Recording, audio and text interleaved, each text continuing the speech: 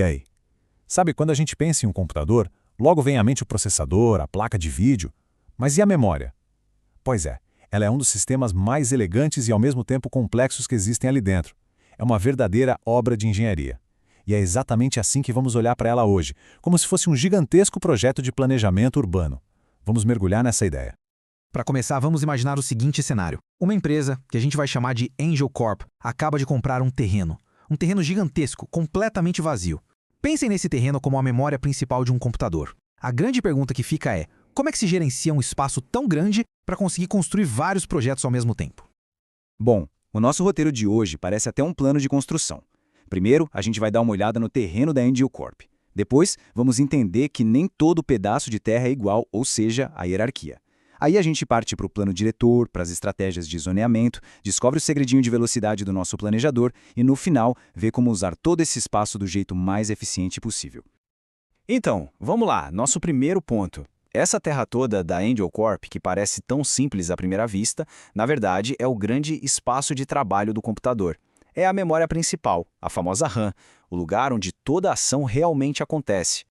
Falando de um jeito um pouco mais técnico, a memória principal é basicamente uma sequência enorme de bytes. É lá que fica guardado o sistema operacional e todos os programas que estão rodando. Na nossa analogia, é a fundação. É em cima dela que a Angel Corp vai erguer todos os seus projetos. Agora, a coisa começa a ficar interessante. A Angel Corp não tem só um tipo de terreno, não. Existem áreas diferentes, com características bem distintas. E isso nos leva a um conceito que é fundamental, a hierarquia da memória. Olha só o mapa da propriedade. O escritório central, que seriam os registradores da CPU, é absurdamente rápido, mas minúsculo. Aí tem o armazém próximo, os caches, que também são muito rápidos e um pouquinho maiores. O nosso parque industrial, que é a RAM, é grande e rápido. E lá longe, o arquivo remoto, tipo os discos e SSDs, que é imenso e guarda tudo para sempre, mas é bem mais lento de acessar. Para a gente ter uma noção real dessa diferença de velocidade, imagine só, uma viagem até o armazém próximo leva 1 nanosegundo. Uma visita ao parque industrial já sobe para 60. Agora, e para chegar no tal arquivo remoto? Prepara o fôlego, são 5 por milhões de nanosegundos. É uma diferença de escala, assim, monumental. E é isso que define por que o sistema precisa ser tão inteligente para organizar o trabalho. Certo. O maior desafio da Angel Corp é o seguinte: como é que se executa vários projetos ao mesmo tempo, sei lá, um navegador de internet e um jogo, no mesmo terreno, sem que um atrapalhe o outro? É aqui que a verdadeira engenharia urbana começa a brilhar. E a solução para isso é simplesmente genial. Cada projeto ganha o seu próprio mapa personalizado. É o que a gente chama de endereço lógico. Com esse mapa, cada projeto age como se o terreno fosse inteirinho dele. Só que, na realidade, existe um mapa mestre, o endereço físico, que mostra onde cada pedacinho de cada projeto realmente está. E quem é que faz essa tradução toda? É a Unidade de Gerência de Memória, a MMU. Na nossa história, ela é a chefe de planejamento urbano da Angel Corp. É uma peça de hardware fundamental que fica o tempo todo traduzindo os mapas de cada projeto para a localização exata no terreno físico. E o processo é todo muito rápido, quase invisível. Funciona assim. Primeiro, um projeto pede para acessar um local no mapa dele. A MMU, nossa planejadora, intercepta o pedido na hora. Aí ela consulta o plano mestre, traduz para o endereço real e pronto, libera o acesso ao terreno físico. Tudo isso em questão de nanosegundos. Ok, temos uma planejadora em ação. Agora, a gente precisa de uma estratégia para organizar esse terreno todo de um jeito eficiente. Ao longo da história da computação, várias estratégias de zoneamento foram tentadas. Mas vamos focar na mais moderna, que é a mais importante de todas. Essa estratégia se chama paginação, e a ideia por trás dela é incrivelmente elegante. O terreno, ou seja, a memória física, é todo fatiado em lotes de tamanho fixo, que a gente chama de quadros. E o mapa de cada projeto também é fatiado em pedaços do mesmíssimo tamanho, que são as páginas. E sabe por que isso é genial? Porque simplifica demais o endereço lógico. Ele passa a ter só duas partes.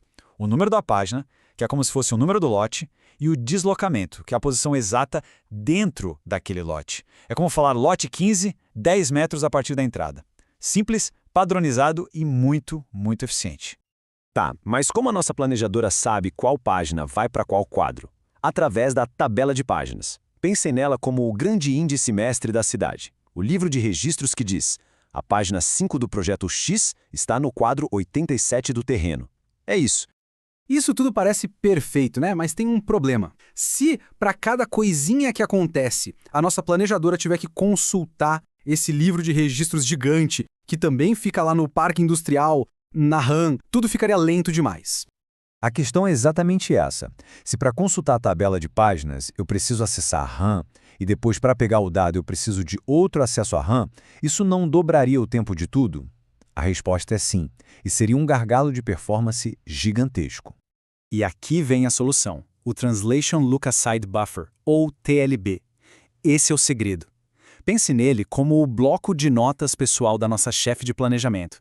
É um cache de hardware super rápido que fica dentro da própria MMU e que anota as últimas traduções que ela fez. Assim, ela não precisa voltar no arquivo principal o tempo todo. E o impacto disso é inacreditável.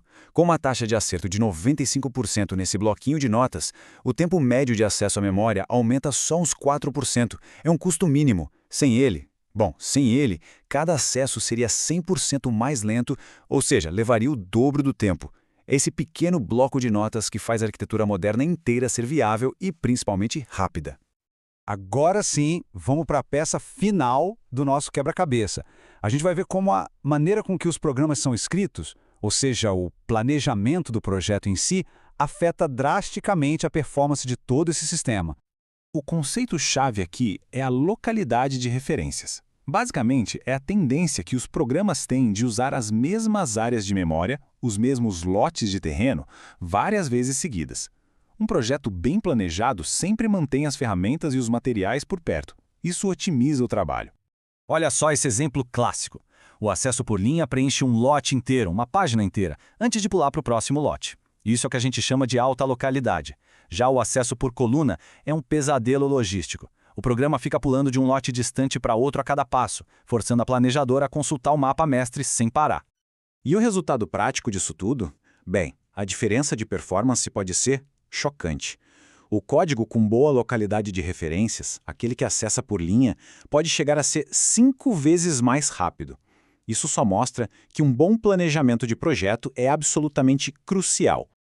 E tudo isso nos leva a uma reflexão final. A memória de um computador é como uma cidade incrivelmente bem planejada. Mas, à medida que os nossos terrenos digitais crescem cada vez mais para abrigar verdadeiros universos de dados, a pergunta que fica é: como essa engenharia urbana da memória vai precisar evoluir para o futuro?